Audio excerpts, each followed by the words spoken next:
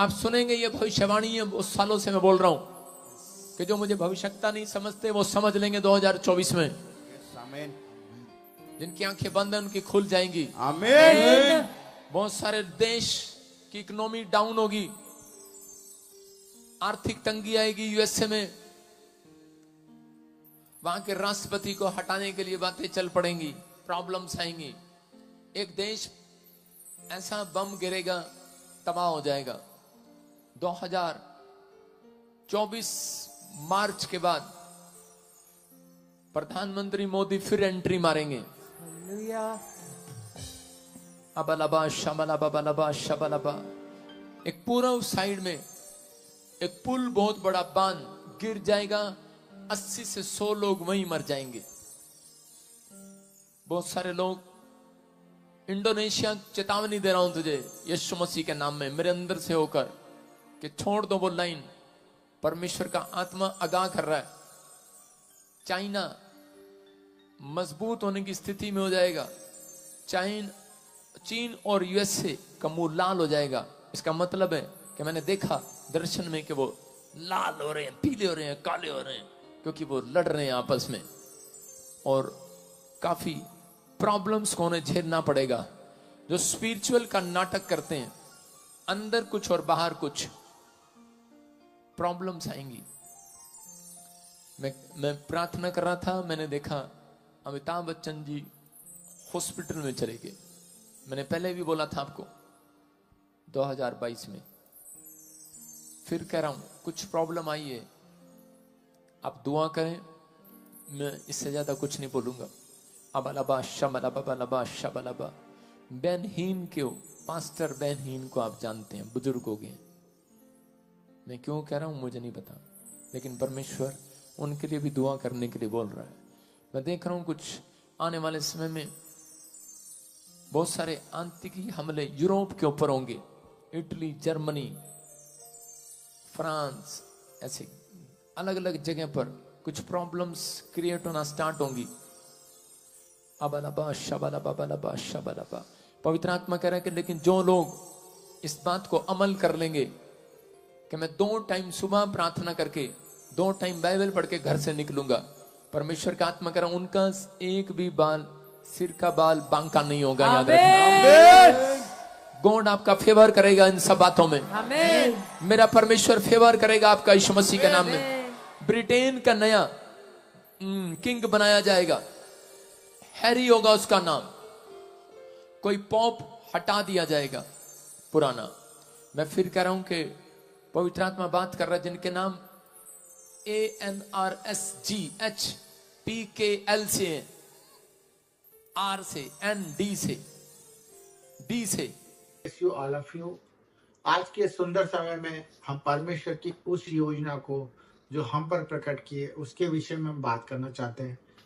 तो सबसे पहले हम ये बात करना चाहते हैं कि जो लोग परमेश्वर के जीवन में आ जाते हैं, उनके जीवन में परेशानियां और रुकावटें और बंधनें क्यों सबसे ज्यादा उनको नजर आने लग जाती है, और वो क्यों इस समस्याओं में ही उलझे रहते हैं जबकि परमेश्वर उनके सामने खड़ा रहता है। आज हम देख रहे हैं कि जहां जहां पर चर्चेस हैं, जहां जहां पर आप वीडियो के द्वारा देख पाते होंगे, लोग अपनी चंगाइयों को पा रहे हैं, अपनी छुटकारा पा रहे हैं। और मैं ये भी चाहता हूं कि हम सब परमेश्वर को करीब से जाने, हम परमेश्वर के उस वचन को जाने जो परमेश्वर ने हमसे, हमारी आत्मा में रखा है, हमारे हृदय के अंदर उसने वो बीज डाला है। तो आज उसी विषय में आपसे बात करना चाहता हूँ मेरे भाइयों और मेरी सिस्टरों, कि हम लोग जो परमेश्वर के वचन को पढ़ते हैं और उस पर अमल में लाने की कोशिश करते हैं, तभी हम अपने उद्धार को देख पाते हैं। मैं आज देख पा रहा हूँ कि बहुत सारे लोग हैं जो अपनी चंगाइयों को रिसीव नहीं कर पा रहे, जो अपने छुटकारे को नहीं रिसीव कर पा रहे। वो हम में से ही है, परंतु वो कोई ऐसे लोग नहीं है जो परमेश्वर को प्यार नहीं करते, परंतु उनका प्यार और उनकी परमेश्वर की तरफ निवेदन प्रार्थना पूरी क्यों नहीं हो रही है। मैं इस विषय में आपको बताने जा रहा हूँ कि कौन से वचन उनके लिए वो काम करते हैं और वचन किस तरह से उनके जीवन में कारीगर होते हैं और किस तरह से वचन उनके जीवन में प्रकट होते हैं और वो उद्धार के मार्गों पर चल पड़ते हैं और वो दूसरों के लिए गवाही बनते हैं। तो मेरे भाई बहनों, आज के इस विषय को लेकर मैं आपसे चाहता हूं कि आप मुझे प्रोत्साहित करें और कोई गलती हो तो क्षमा करें और परमेश्वर के इस वचन के अनुसार मुझे समझाएं और मैं उस पर ध्यान लगाऊं। तो सबके लिए हम लोग प्रार्थना भी करते हैं और उन विषयों के लिए हमें परमेश्वर की ओर से जो हमारे भाइयों ने हमें रिक्वेस्ट भेजते हैं, हम उस पर अपना परमेश्वर से प्यार प्रकट करने की कोशिश करते हैं। तो मैं इस बात के लिए आपको आज अवगत कराने वाला हूँ कि जिस तरह से हम परमेश्वर के जीवन में आ गए और चुन लिए गए, ये हमारी ओर से नहीं हुआ है। सबसे पहले हम इस चीज को जान ले कि जो परमेश्वर का वचन है कि मैंने तुझे चुना है, तूने मुझे नहीं चुना है।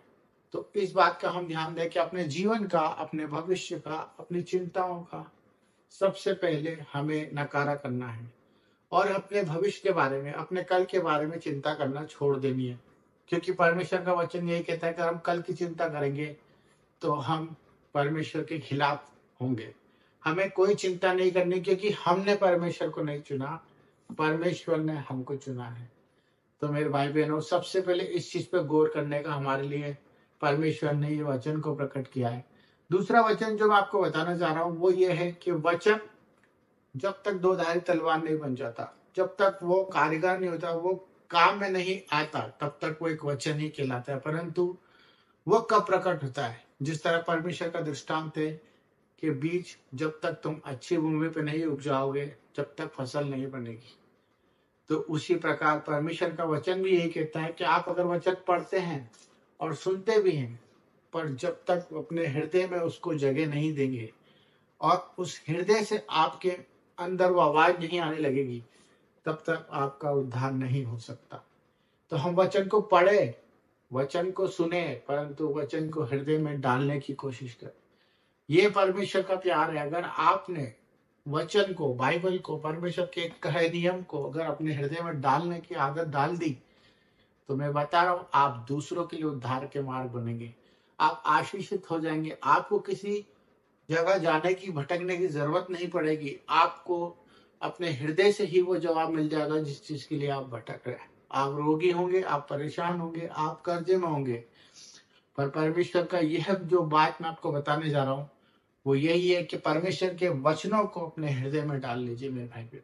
फिर देखेंगे आपके जीवन में किस तरह से उद्धार होता है और चंगाई और छुटकारा आपके जीवन में इसी वक्त है। आप स्वीकार करें और वचन को पूरी तरह काम करने दें। धन्यवाद। सबको जय मसीह की। हालेलुया।